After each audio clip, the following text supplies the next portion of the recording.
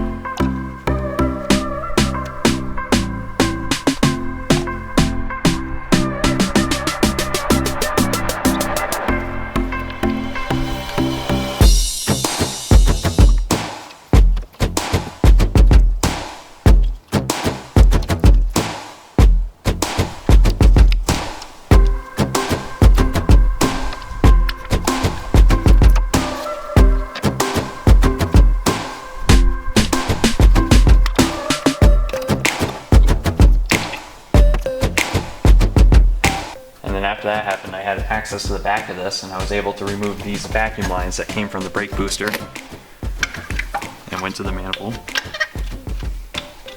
That one went there, and this one went to the air pump, or whatever that is. I think that's an air pump. Is that an injector pump? Okay, I don't know what it is either. Anyway, disconnected those lines. Those lines are gone.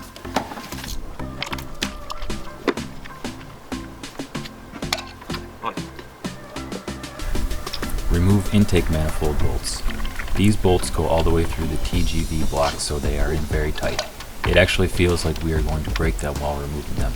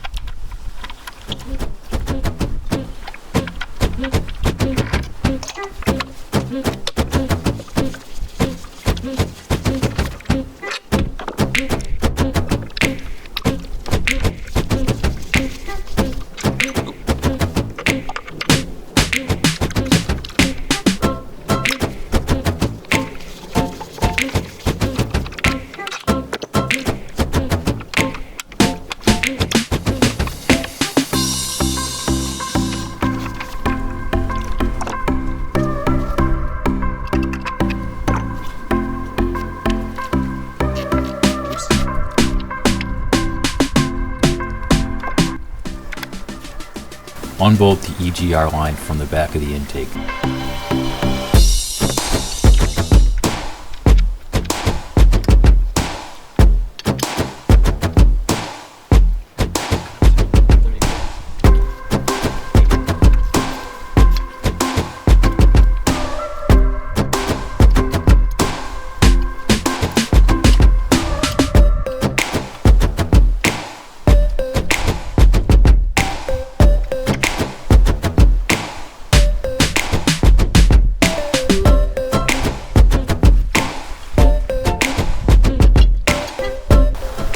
What we're trying to eliminate.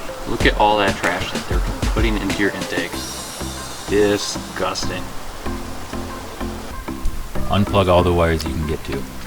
We need to be able to lift up the intake manifold and get to the TGV box and the EGR valve under it.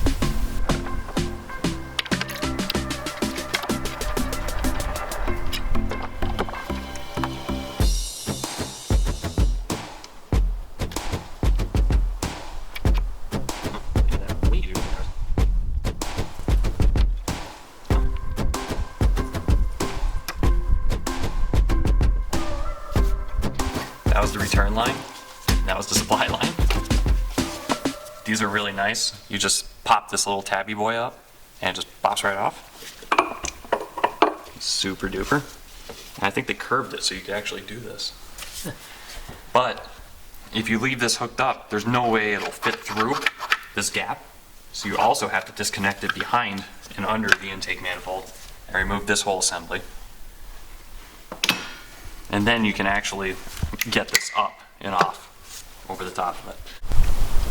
Remove hoses and wires from the 2 solenoids under the passenger side of the intake. Move intake as far out of the way as you can. We chose to leave the coolant lines attached to the throttle body because we didn't want to lose more coolant than we had to.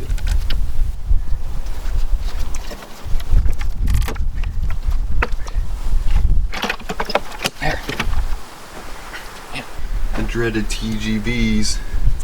First one. Right there. And that one's all flopping all over the place. There.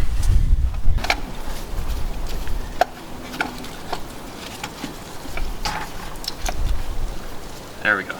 You can already kind of see how there's like a bunch of residue and buildup of EGR.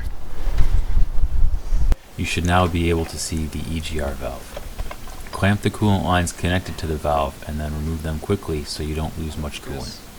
Put the bypass piece in. Remove the EGR valve assembly. Replacing TGVs with TGV deletes. Tumbled generator valve. I think it speeds the burning in the chamber at cold during idle, pretty much. It just gives you better emissions.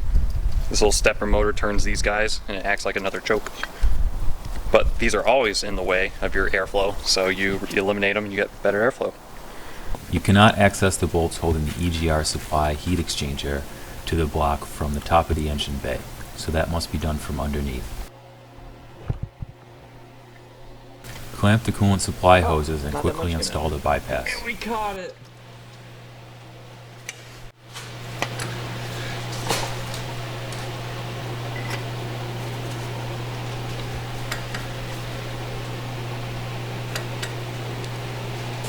That's it. Should I? Yeah. That looks bypassed. Surgical. Surgical! We lost like what? Couple cups? Not even. Not even enough to worry about. Okay. Unbolt the heat exchanger and throw it in the trash. Install the block-off plate over the hole in the back of the head. Where would you put boost reference on? Whenever it makes sense to get it. That would be easy. Oh no. Place the TGV delete blocks in their final resting place.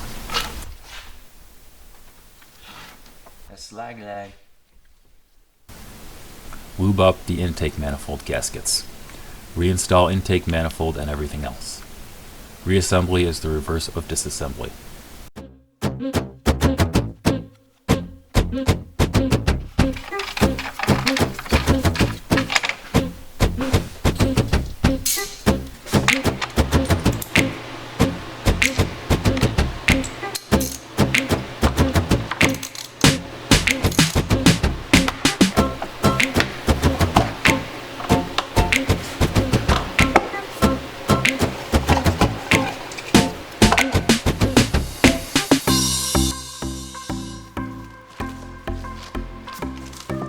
Next time on BP Builds, we install a J-pipe and a new exhaust system.